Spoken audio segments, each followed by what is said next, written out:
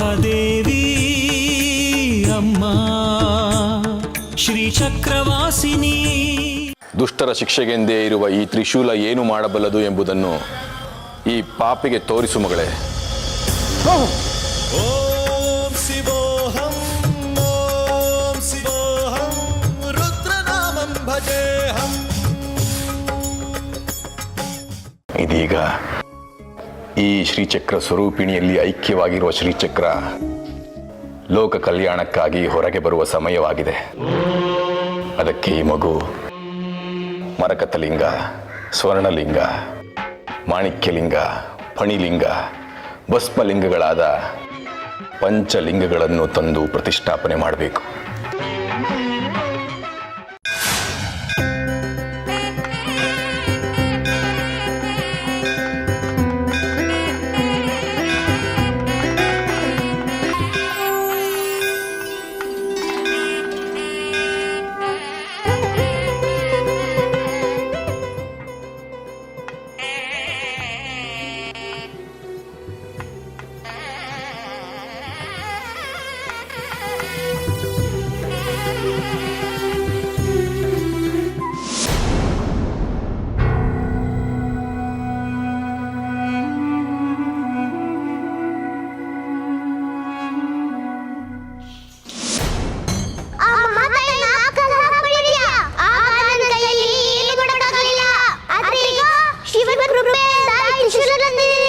ದುಷ್ಟರ ಶಿಕ್ಷೆಗೆಂದೇ ಇರುವ ಈ ತ್ರಿಶೂಲ ಏನು ಮಾಡಬಲ್ಲದು ಎಂಬುದನ್ನು ಈ ಪಾಪಿಗೆ ತೋರಿಸು ಮಗಳೇ.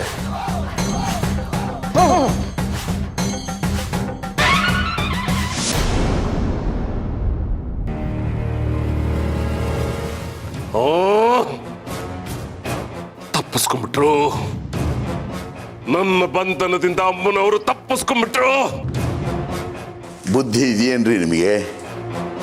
ಬೆಳಗೋ ಬೆಳಕನ್ನ ಯಾರಾದರೂ ಕಟ್ಟಿಡೋದಕ್ಕಾಗುತ್ತಾ? ಆಕೆ ಮಹಾತಾಯಿ, ಕರುಣಾಮಯಿ. ಅವಳಿಗೆ ನಾವು ಶರಣಾಗಬೇಕೇ ಹೊರತು ಅವಳ ಮೇಲೆ ಸವಾರಿ ಮಾಡೋದಕ್ಕೆ ಹೋಗ್ಬಾರ್ದು. ಇಲ್ಲ, ಈ ಸಾರಿ ನನಗೆ ಧಕ್ಕೆ ಧಕ್ತಾ ಇತ್ತು. ಆದ್ರೆ ಸ್ವಲ್ಪದಲ್ಲಿ ಜಾರೋಯ್ತು. ನಿಮಗಿನ್ನೂ ಆ ಶ್ರೀಚಕ್ರದ ಹುಚ್ಚು ಬಿಟ್ಟಿಲ್ಲ ಅಂತ ಕಾಣಿಸುತ್ತೆ. ನಾನು ಬದುಕಿರೋದೇ ಅದಕ್ಕೋಸ್ಕರ ದೇಶಕ್ರೇ.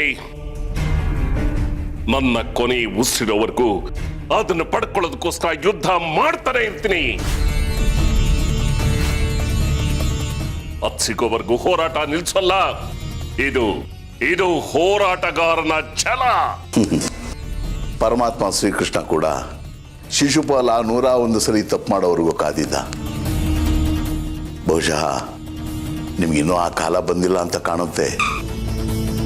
ಅದಕ್ಕೆ ಆ ಮಹಾತಾಯಿ ನಿಮ್ಗಿನ್ನೂ ಶಿಕ್ಷೆ ಕೊಡದೆ ಬಿಟ್ಟಿದ್ದಾಳೆ. ನಿಮ್ಮ ಪಾಪದ ಕೂಡ ತುಂಬಿದ ಕೂಡಲೇ ಮುಗೀತು ನಿಮ್ಮ ಕಥೆ. ಅದೇನಾದ್ರೂ ಆಗ್ಲಿ, ಶ್ರೀಚಕ್ರದ ಬೇಟೆಯನ್ನು ಮಾತ್ರ ನಾನು ಬಿಡೋದಿಲ್ಲ. ಅಮ್ಮನವರನ್ನೇ ಕಟ್ಟಿ ಹಾಕೋ ಶಕ್ತಿ ಇರೋ ನನಗೆ ಶ್ರೀಚಕ್ರವನ್ನು ಪಡೆಯೋ ಶಕ್ತಿ ಇಲ್ವಾ? ಹಾಗನ್ಕೊಂಡೆ. ಈಗ ಈ ಅಡ್ವರ್ಟ್ ಮಾಡ್ಕೊಂಡಿರೋದು ನೀವು. ಈಗ ಬರೀ ಪ್ರಜ್ಞೆ ತಪ್ಪಿತ್ತು, ಮುಂದೆ ನಿಮ್ಮ ಪ್ರಾಣ ಹೋದ್ರೂ ಹೋಗ್ಬೋದು. ಹಾಗೆ ಪ್ರಾಣ ತಗೊಳ್ಳೋದೇ ಆಗಿದ್ದಿದ್ರೆ ಇಷ್ಟು ದಿವಸ ಬಿಡ್ತಿದ್ರ ನನ್ನ ಶಕ್ತಿ ಏನು ಅಂತ ಅವ್ರಿಗೆ ಗೊತ್ತಿದೆ. ನನ್ನನ್ನ ಇತಿಶ್ರೀ ಮಾಡಿದ್ರೆ ಅವರಿಗೆ ಅಪಾಯ ಕಟ್ಟಿಟ್ಟ ಬುತ್ತಿ. ಹಾಗೇನಾದ್ರೂ ಮಾಡಿದ್ರೆ ಈ ಚಕ್ರಾಪುರಿ ತ್ರಿಪುರ ಸುಂದರಿ ಅಮ್ಮನವರ ದೇವಸ್ಥಾನಕ್ಕೆ ಯಾರು ಭಕ್ತರು ಬರೋಲ್ಲ. ಅದಕ್ಕೋಸ್ಕರನೇ ನನ್ನನ್ನ ಹೆದರಿಸ್ತಾ ಇದ್ದಾರೆ ಅಷ್ಟೇ. ನಿಮ್ಮ ಹತ್ರ ಬಡ್ಕೊಂಡು ನನ್ನ ಕರ್ಮಶೇಷಗಳು ಹೆಚ್ಚಾಗ್ತಿದೆಯೇ ವಿನಃ ನಿಮಗೆ ಮಾತ್ರ ಬುದ್ಧಿ ಬರಲಿಲ್ಲ ನೋಡಿ. ನಾನು ಬೋಧನೆ ಮಾಡ್ತಲೇ ಇರ್ತೀನಿ, ನೀವು ಮಾತ್ರ ನಿಮ್ಮ ಕೆಟ್ಟ ಚಳಿ ಬಿಡ್ಲೇ ಇಲ್ಲ. ಅದೇನು ಕರ್ಮವೋ, ಆ ಮಹಾತಾಯಿ ನನ್ನನ್ನು ನಿಮ್ಮ ಜೊತೆ ಗಂಟು ಹಾಕಿದ್ದಾಳೆ. ನೋಡೋಣ ಇನ್ನೂ ಅದೆಷ್ಟು ದಿನ ನಾನು ನಿಮ್ಮ ಜೊತೆ ಹೇಗಬೇಕೋ. ಯಾವಾಗ ನನಗೆ ಇದರಿಂದ ಬಿಡುಗಡೆ ಸಿಗುತ್ತೋ ಆ ಮಹಾತಾಯಿನೇ ಹೇಳಬೇಕು. ನೀವು ಹೀಗೆ ಭಜನೆ ಮಾಡ್ತಾ ಇರಿ, ನಾನು ಮನೆಗೆ ಹೋಗಿ ಶುದ್ಧಿ ಮಾಡಬೇಕು.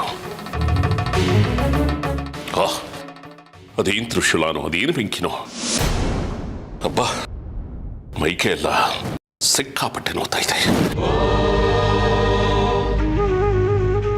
ಮೇಘಗಿರಿ ಎನ್ನ ಬೆಟ್ಟದಲ್ಲಿ ನೀಲಕಂಠನ ಕೈನಲ್ಲಿ ತ್ರಿಶೂಲ ಪ್ರತಿಷ್ಠಾಪನೆ ಆಗಿದೆ. ಆ ತ್ರಿಶೂಲವನ್ನು ತಂದರೆ ಎಂತಹ ಬಂಧನವಾಗಿದ್ರೂ ಪರಿಹಾರ ಸಿಗುತ್ತೆ. ನಾನು ಈಗಲೇ ಹೋಗಿ ಆ ತ್ರಿಶೂಲನ ತಂದ್ಬಿಡ್ತೀನಿ.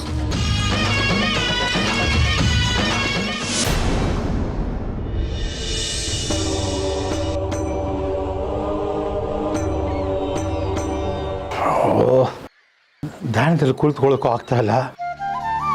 ಈ ದೇಶಕ್ಕೂ ಕಾಣ್ತಾ ಇಲ್ಲ. ಏನಾಯ್ತು ಏನು? ಏನ್ ಮಾಡ್ಲಿ ಈಗ? ಏನ್ ಮಾಡ್ಲಿ? ಸ್ವಾಮಿ, ಓ ದೇಶಿಕರು! ಸ್ವಾಮಿ, ಅಯ್ಯೋ ಸ್ವಾಮಿ! ದೇಶಿಕರೇ, ಎಲ್ಲಿ ಹೋಗಿದ್ರಿ? ಇಷ್ಟು ದಿವಸ ನಾಪತ್ತೆ ಆಗ್ಬಿಟ್ಟಿದ್ರಿ. ತಾಳ್ಮೆ ಸ್ವಾಮಿ, ತಾಳ್ಮೆ. ಅಯ್ಯೋ ಬೇಗ ಹೇಳಿ, ನನ್ನ ಮನಸ್ಸು ದುಗುಡ ಆಗ್ತಾ ಇದೆ. ಆಯ್ತು, ಹೇಳ್ತೀನಿ, ಸಮಾಧಾನವಾಗಿರಿ. ನಾವು ನೀವು ಅಂದ್ಕೊಂಡ ಹಾಗೆ ತ್ರಿಪುರ ಸುಂದರಿ ಅಮ್ಮನವರು ಬಂಧನದಿಂದ ಮುಕ್ತರಾಗಿದ್ದಾರೆ. ಆ?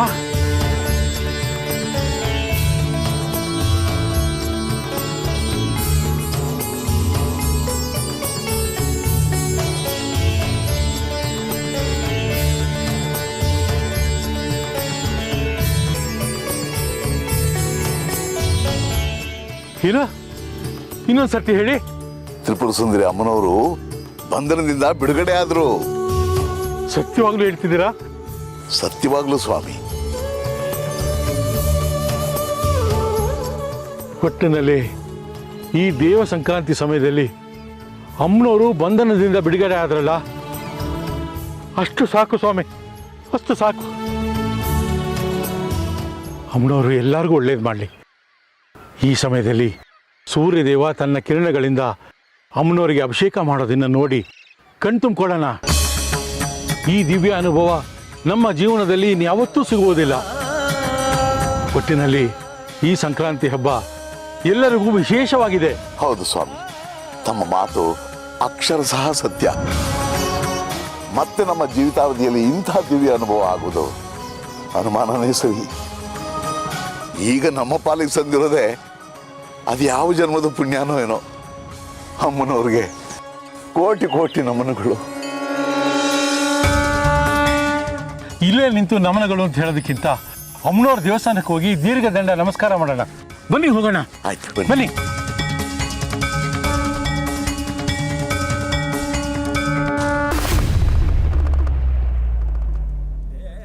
ಹೆಣ್ಣಿಲ್ಲದೆ ಗಂಡೆಲ್ಲಿ, ಹೆಣ್ಣೆ ಸರ್ವಶ್ರೇಷ್ಠ. ಇದನ್ನ ತಾವು ಒಪ್ಪಿಕೊಳ್ಳಲೇಬೇಕು ಮಹಾದೇವ. ಹೆಣ್ಣೆಂಬ ಅಹಂಕಾರದಿಂದ ಮಾತನಾಡುತ್ತಿರುವಿರಿ ದೇವಿ. ಹೆಣ್ಣಿಲ್ಲದೆ ಗಂಡು ಬದುಕಬಲ್ಲ, ಆದರೆ ಗಂಡಿಲ್ಲದೆ ಹೆಣ್ಣು ಎಂದಿಗೂ ಬದುಕಲಾರಳು. ಹೆಣ್ಣಿಲ್ಲದೆ ಗಂಡು ಬದುಕಬಹುದು ಎಂದಾದರೆ ಗಂಡಿಲ್ಲದೆ ಹೆಣ್ಣು ಕೂಡ ಬದುಕಬಹುದು. ಹಾಗಾದರೆ ಬದುಕಿ ತೋರಿಸಿ. ನೀವಿಲ್ಲದೆ ನಾವು ಬದುಕಬಲ್ಲೆವು ಎಂಬುದನ್ನು ತೋರಿಸುತ್ತೇವೆ.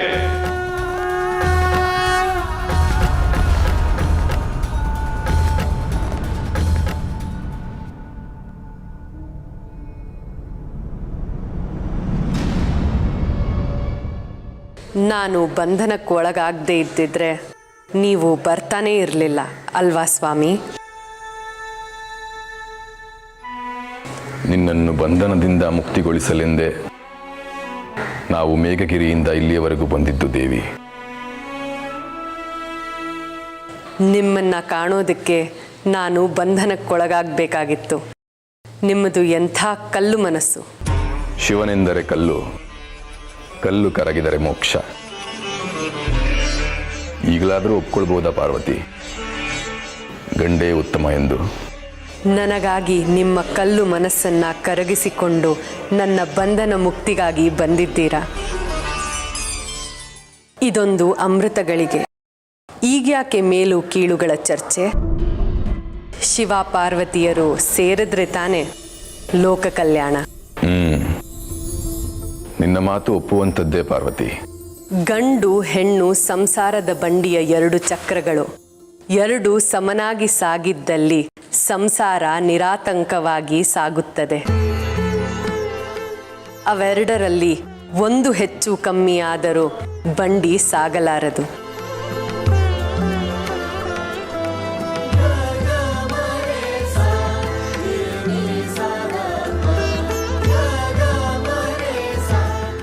ಇದು ಲೋಕದ ಸತ್ಯ ದೇವಿ. ನಾನು ಹಠಕ್ಕೆ ಬಿದ್ದು ನಿನ್ನಿಂದ ದೂರವಾಗಿ ತುಂಬ ಬಳಲಿದ್ದೇನೆ. ನಾನೂ ಕೂಡ ನೀವಿಲ್ಲದ ಕೈಲಾಸದಲ್ಲಿ ಒಬ್ಬಂಟಿಯಾಗಿ ಶಿಕ್ಷೆಯನ್ನ ಅನುಭವಿಸಿದ್ದೀನಿ. ನಾವಿಬ್ಬರೂ ದೂರವಾಗಿದ್ದು ಲೋಕಕ್ಕೆ ಅನ್ಯಾಯವಾದಂತಾಯಿತು. ಸೃಷ್ಟಿ ಸ್ಥಿತಿ ಲಯಗಳಲ್ಲಿ ಲಯವಿಲ್ಲದ ಪ್ರಪಂಚದಂತಾಯಿತು.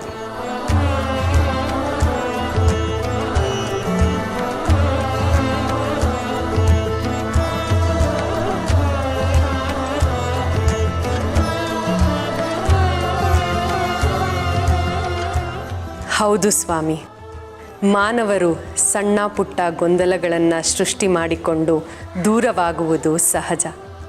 ಆದರೆ ದೇವತೆಗಳಾಗಿ ನಾವು ದೂರವಾಗಿದ್ದು ಘೋರ ಅನ್ಯಾಯ. ನಿನಗೆ ತಿಳಿಯದ್ದೇನಿದೆ ದೇವಿ, ಎಲ್ಲವೂ ವಿಧಿಲಿಖಿತ. ಕಡೆಗೂ ನಿನ್ನನ್ನು ಈ ರೀತಿಯಲ್ಲಾದರೂ ನೋಡುವ ಭಾಗ್ಯ ದೊರಕಿತಲ್ಲ, ನಾನೇ ಧನ್ಯ ಪಾರ್ವತಿ. ನಾನು ಧನ್ಯಳಾದೆ ಸ್ವಾಮಿ. ಈ ಬಾರಿಯ ದೇವ ಸಂಕ್ರಾಂತಿ ನಿಮ್ಮೊಡನೆ ಈ ಕ್ಷೇತ್ರದಲ್ಲೇ ನೆರವೇರಲಿ. ನೀವು ನನ್ನ ಪಕ್ಕದಲ್ಲಿಯೇ ತ್ರಿಶೂಲಧಾರಿಗಳಾಗಿ ಇರಬೇಕು ಸ್ವಾಮಿ. ಅದಕ್ಕಿಂತ ಸೌಭಾಗ್ಯ ಇನ್ನೊಂದುಂಟೆ ದೇವಿ, ಆಗಲಿ. ನಿಮ್ಮಲ್ಲಿ ಇನ್ನೊಂದು ಕೋರಿಕೆ ಸ್ವಾಮಿ. ನಾವಿಬ್ಬರೂ ಸಮಾಗಮವಾದ ಈ ಶುಭ ಸಂದರ್ಭದಲ್ಲಿ ನಿನ್ನ ಎಲ್ಲ ಕೋರಿಕೆಗಳನ್ನು ಈಡೇರಿಸುತ್ತೇನೆ. ಕೇಳು ದೇವಿ. ಇಷ್ಟು ವರ್ಷಗಳಿಂದ ಮೇಘಗಿರಿಯಲ್ಲಿ ಕೂತು ನೀವು ತಪಸ್ಸು ಮಾಡಿ ಒಂದು ತೃಣವೂ ಆಹಾರವನ್ನು ಸೇವಿಸಿಲ್ಲ ಅನ್ನುವುದು ನನಗೆ ಗೊತ್ತು. ದಯಮಾಡಿ ನಾನು ನಿಮಗೆ ಕೈತುತ್ತನ್ನು ನೀಡುವುದಕ್ಕೆ ಅವಕಾಶ ಮಾಡಿಕೊಡಿ. ನನ್ನ ಮನದಾಸೆಯನ್ನು ಅರಿತು ನೆರವೇರಿಸುವ ಈ ನಿನ್ನ ಕೋರಿಕೆಯನ್ನು ನಿರಾಕರಿಸಲಾದೀತೆ ದೇವಿ. ಹಾಗೆ ಆಗಲಿ.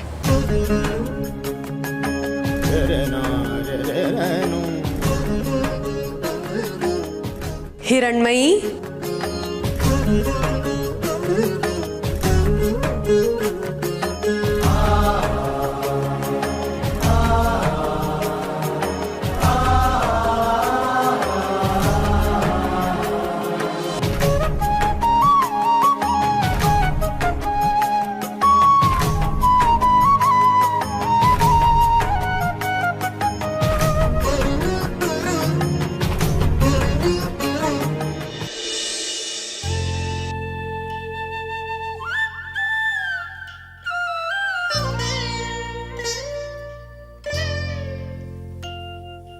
नमः शिवाभ्यां नवयौवनाभ्यां परस्पराश्लिष्टवपुद्धराभ्यां नागेन्द्रकन्यावृषकेतनाभ्यां नमो नमः शङ्करपार्वतीभ्यां नमो नमः शङ्कर पार्वतीभ्यां नमः शिवाभ्यां सरसोत्सवाभ्यां नमस्कृताभीष्टवरप्रदाभ्यां नारायणेनार्चितपादुकाभ्यां नमो नमः शङ्कर पार्वतीभ्यां नमो नमः शङ्कर पार्वतीभ्यां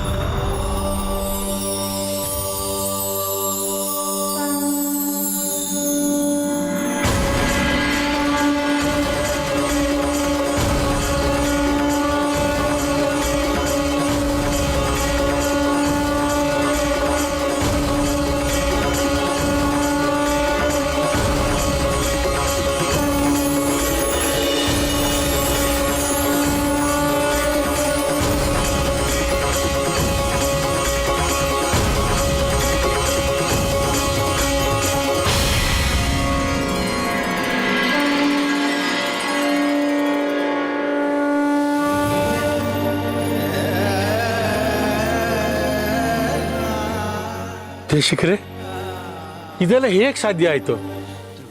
ಅಮ್ಮನವ್ರನ್ನ ಬಂಧನದಿಂದ ಬಿಡಿಸಿದ ಆ ಪುಣ್ಯಾತ್ಮರು ಯಾರು?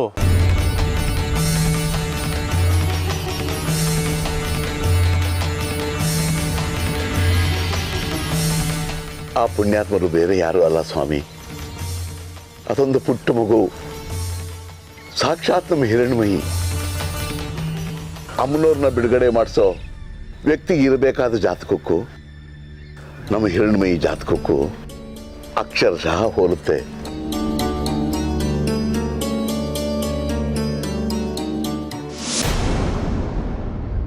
ಸ್ವಾಮಿ ಹಿರಿಕ್ರೆ, ದಯವಿಟ್ಟು ನಮ್ಗೆ ಕ್ಷಮಿಸ್ಬಿಡಿ, ತಿಳಿದೇ ದೊಡ್ಡ ತಪ್ಪು ಮಾಡಿಬಿಟ್ವಿ. ಹೋಗಲಿ ಬಿಡಿ, ತಪ್ಪು ಅಂದ್ರೇ ತಿಳಿದೇ ಮಾಡೋದು. ತಿಳಿದೇ ಮಾಡಿದ ತಪ್ಪಿಗೆ ನೀವು ಬೇಜಾರು ಮಾಡ್ಕೋಬೇಡಿ. ಯಾರ್ದ ಮಾತು ಕೇಳ್ಕೊಂಡು ಹಿಂದೂ ಮುಂದೆ ಯೋಚನೆ ಮಾಡಿದೆ, ನಿಮ್ಮ ಮೇಲೆ ಕೈ ಮಾಡಿಬಿಟ್ವಿ. ಇನ್ನು ಮುಂದಾದರೂ ಸ್ವಲ್ಪ ವಿವೇಚನೆಯಿಂದ ನಡ್ಕೊಳ್ಳೋದನ್ನ ಕಲೀರಿ. ಯಾರದ್ದ ಮಾತು ಕೇಳಿಕೊಂಡು ಹಿರಿಯರನ್ನ ಹೊಡೆದು ಬಡ್ದು ಮಾಡಬಾರ್ದು. ನೀವು ಮಾಡೋ ಈ ದುಷ್ಕೃತ್ಯದಿಂದ ಈ ಊರಿಗೂ ಅಮ್ಮನವ್ರಿಗೂ ಕೆಟ್ಟ ಹೆಸರು ಬರುತ್ತೆ ಅನ್ನೋದನ್ನು ಸ್ವಲ್ಪ ತಿಳ್ಕೊಳ್ಳಿ. ತಪ್ಪಾಯ್ತು ಸ್ವಾಮಿ, ಇನ್ಯಾವತ್ತೂ ಈ ಥರ ನಡ್ಕೊಳ್ಳಲ್ಲ.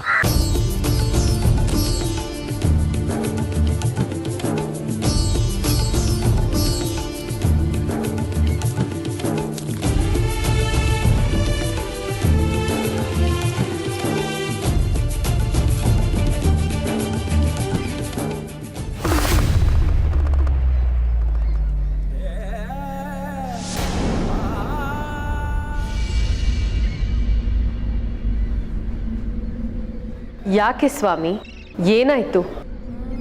ಯಾಕೆ ತಿನ್ನೋದನ್ನ ನಿಲ್ಲಿಸ್ಬಿಟ್ರಿ? ಇಷ್ಟು ವರ್ಷಗಳ ಕಾಲ ನಾನು ತಪಸ್ಸಿನಲ್ಲಿ ನಿರತವಾಗಿ ಉಪವಾಸವಿದ್ದೇನೆಂದರೆ ನೀನು ನನಗಾಗಿ ಕಾದು ವ್ಯಥೆಪಟ್ಟು ಖಂಡಿತವಾಗಿಯೂ ಏನನ್ನು ತಿಂದಿರಲಾರೆ ಎಂಬುದು ನನಗೆ ಗೊತ್ತಿದೆ ದೇವಿ.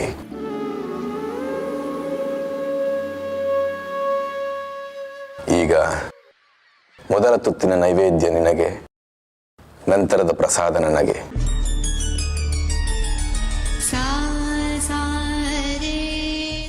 ಸರಿಯೇ?